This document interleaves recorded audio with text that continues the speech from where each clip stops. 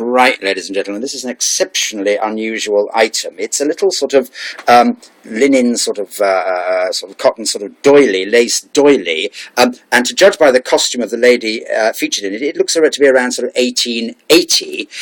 And what it is I think, I'm pretty sure, a hand-drawn cartoon in sepia ink. So there's drawn in some sort of indelible, sort of washable drawing ink, which has, as you can see, sort of lightly sort of penetrated the back of it. So I think that shows it is hand drawn, and it's in great detail as well.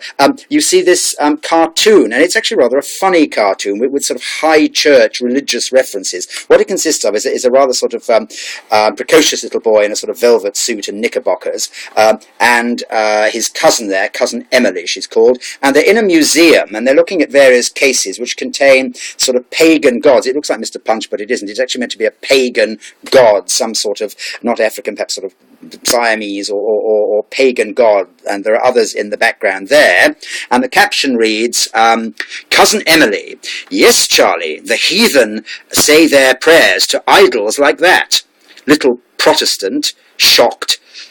Oh dear, they must be very high church to do that. So it has a curious sort of religious Protestant high church cartoon subject. And as you can probably see there, the detail is fine. And I think it is, that's just a speck of dust there, I think it is hand-drawn in sepia ink. The condition is basically quite good. I mean, it's a little sort of light yellowing there. Get rid of that bit there, and it is white linen. It doesn't seem to have been much used, or white sort of cotton, possibly damask type, and there's a little light sort of crease across it there, which I will leave an expert to iron out. Basically, it should all iron nice and flat, these little kinks there. I'm sending it exactly as found, but a highly unusual, I think, hand-drawn doily with a high church, anti-high church cartoon with graven images in a case in a museum. Very unusual. Thanks very much. Bye.